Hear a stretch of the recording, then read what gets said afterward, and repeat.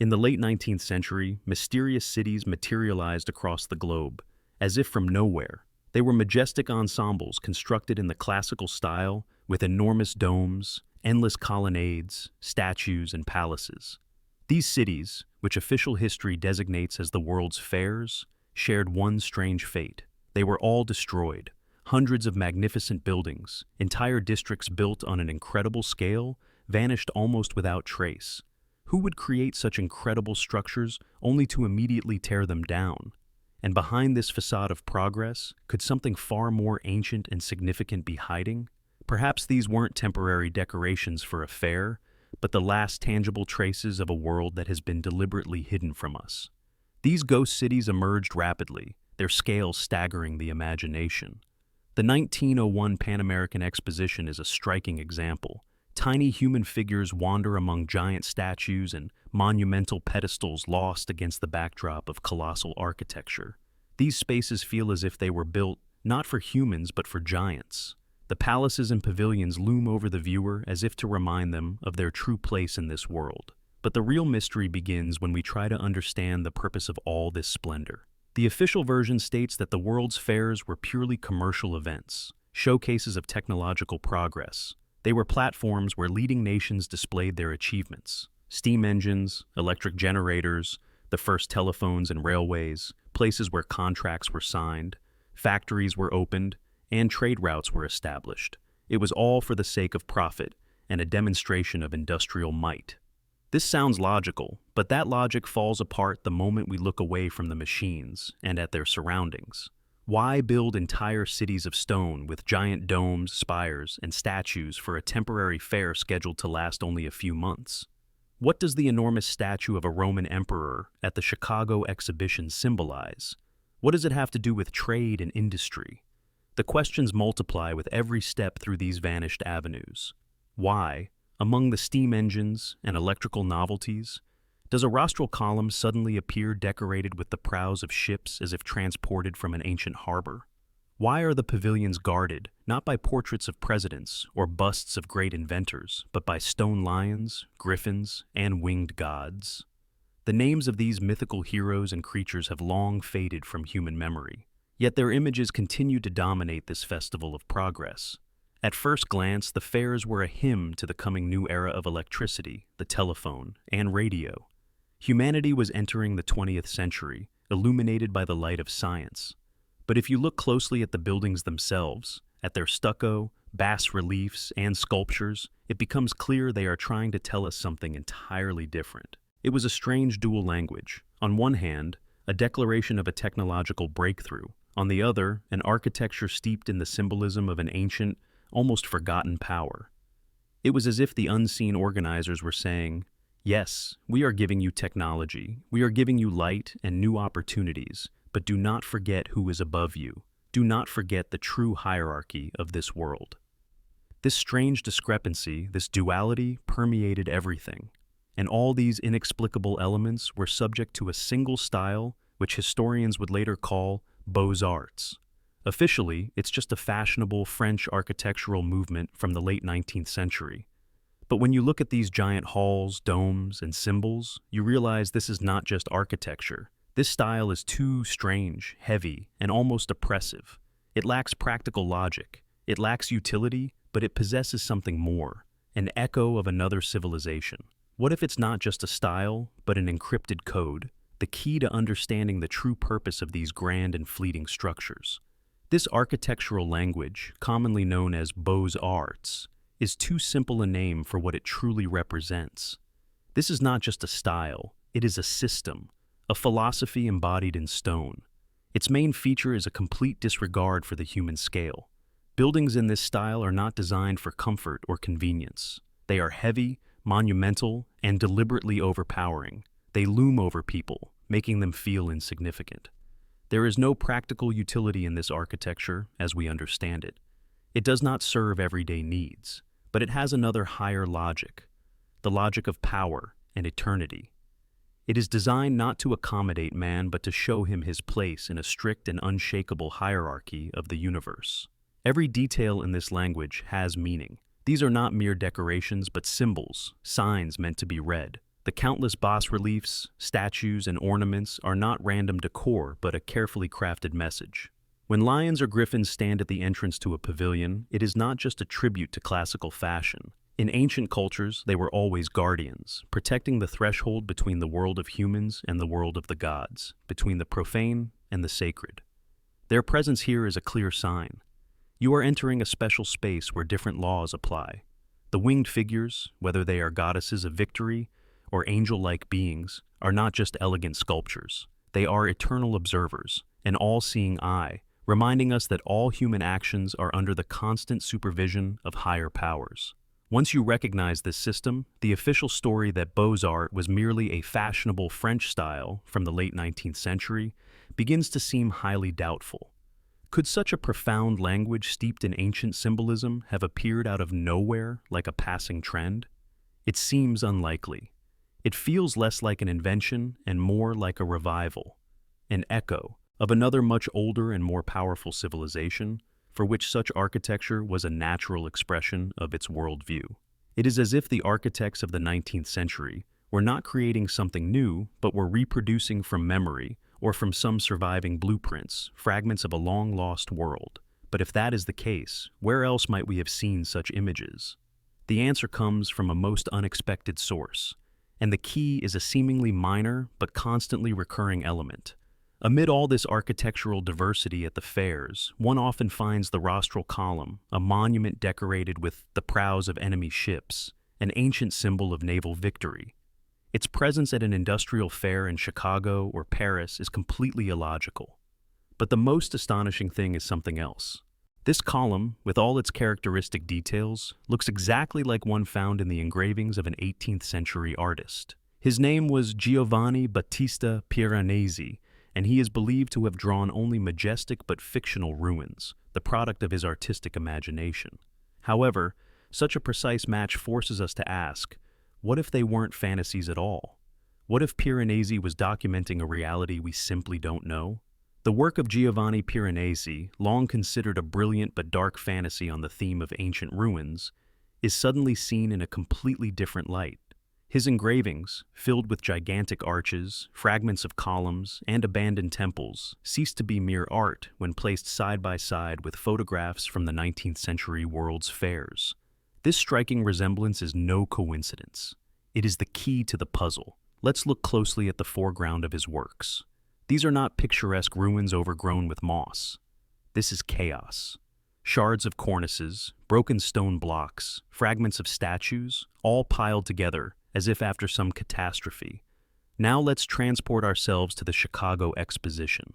We see the same sense of a disjointed collection. Statues, columns, pavilions in different styles, all together, all out of place, as if someone tried to reassemble the fragments of a shattered world.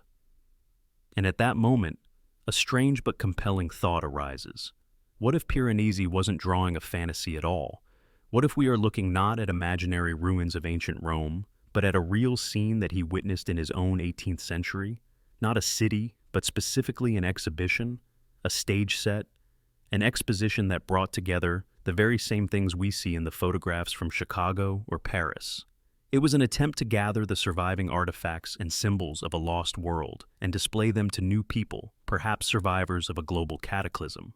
The purpose of such an 18th century exhibition was not commerce. Its purpose was enlightenment, or more precisely, the shaping of a new reality. It was meant to show the natives of a new world how it was truly structured, who to worship, who to fear, who to now consider gods. This hypothesis changes everything. It transforms the fantasy artist into a documentary artist who captured a pivotal historical process. If he was right, then the world's fairs of the 19th and 20th centuries were not a new phenomenon born of the Industrial Revolution at all. They were merely a continuation on a larger and more technological scale of an old and carefully hidden tradition, a tradition of periodically holding grand lessons for humanity, where they were shown their place and reminded of the real rules of the game. But if these were not fairs for selling steam engines, but ideological and educational centers, then what exactly did they teach? If you imagine an ordinary person of that time entering the halls of these giant pavilions, what were they supposed to feel and understand? What message was encrypted in this festival of enlightenment? If we discard the idea of commerce, the true purpose of these grand events becomes clear. These were not fairs, but meticulously staged lessons for entire nations, platforms for ideological conditioning, and the demonstration of absolute power. Imagine the scene. People are brought to the exhibition from different lands and social classes, most of whom have never left their villages. Laborers whose work was hard and primitive are shown that with new technologies they can now cut stone, not in 2 days, but in 4 hours. A farmer who has toiled his whole life behind a plow, pulled by 2 oxen, is shown a miracle tool so light and perfect that now a single horse is enough for the job. For him, this isn't just saved effort, it's magic, a gift from above.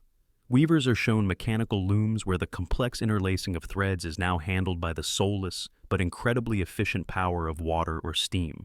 And soldiers are shown new weapons, their gleam reflecting off the marble floors of halls they are only allowed to enter as silent spectators.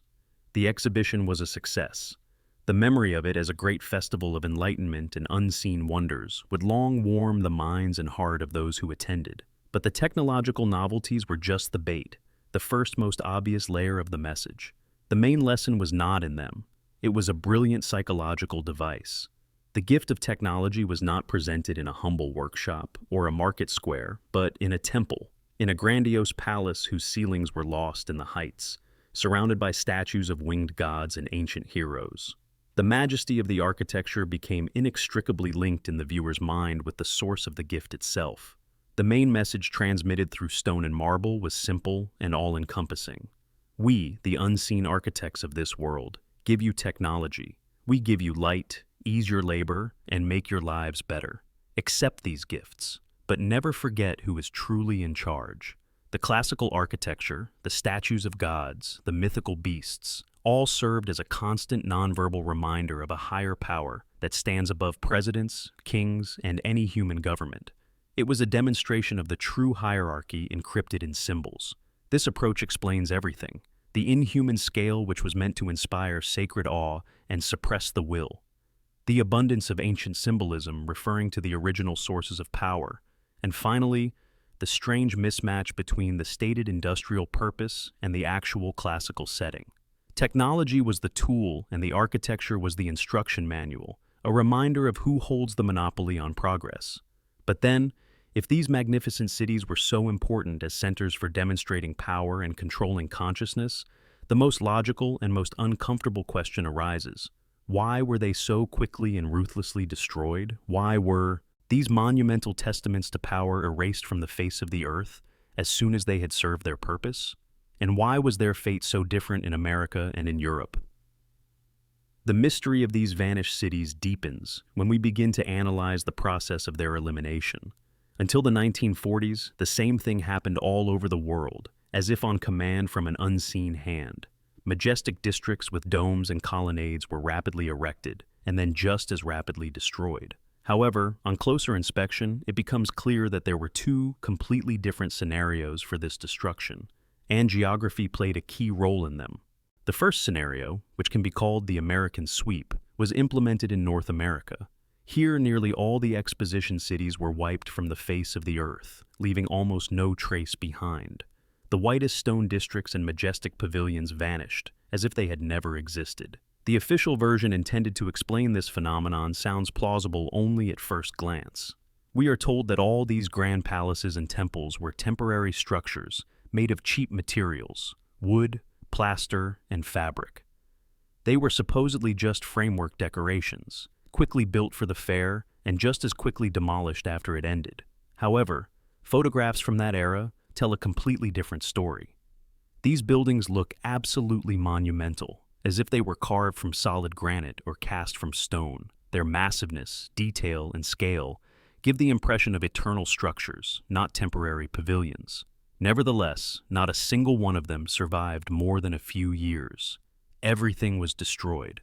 A completely different picture was seen in Europe. There, too, the expositions were staged with imperial grandeur, but the fate of their architectural legacy was different. Many of the buildings were not only not destroyed, but continued to exist for decades, becoming part of the urban landscape. One structure stands out in particular, the Trocadero Palace in Paris. This was not a temporary pavilion made of plaster. It was a true giant of stone, over 700 meters long, organically integrated into the city's architecture. But the strangest thing about its history is not its scale, but the mystery surrounding its appearance. Official sources provide no precise construction timelines, no detailed reports, just a dry line, built for the 1878 exposition. How could such a huge palace complex be erected in a matter of months or even weeks? One gets the feeling that the palace was not built, but simply discovered, cleared, and presented to the public. This giant stood until 1937, and then it met an equally strange fate. It was not completely demolished, but partially dismantled and rebuilt, transformed into the Palais de Chaillot. From the perspective of logic and the preservation of cultural heritage, destroying such beauty was senseless. And this was not an isolated case. The Galerie du Commerce, a huge department store in the heart of Paris that opened in the late 19th century, was another such artifact. Inside were classical statues, bas-reliefs with obscure symbols, columns, domes, and marble. Everything radiated ancient power. 15,000 people worked in this building, which looked more like a temple of commerce. But in 1931, it was suddenly closed. Its dome was demolished, and part of the premises was rebuilt, and once again silence in the official sources. By comparing these two approaches, a hypothesis can be formed. In America, on the territory of the New World with its short and largely fabricated history, a complete erasure of memory was required.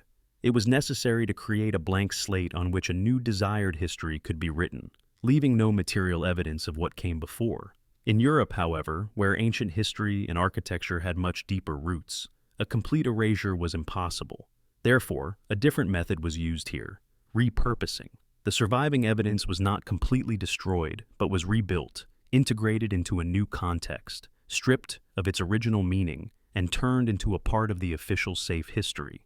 These surviving and rebuilt structures, like the vanished ghost cities of America, are not just architecture. They are material carriers of memory, messages in stone from a civilization we were never meant to see. So, we have traveled from a few mysterious photographs to a shocking hypothesis that ties together the world's fairs, the engravings of Piranesi, and the possible concealment of an entire civilization.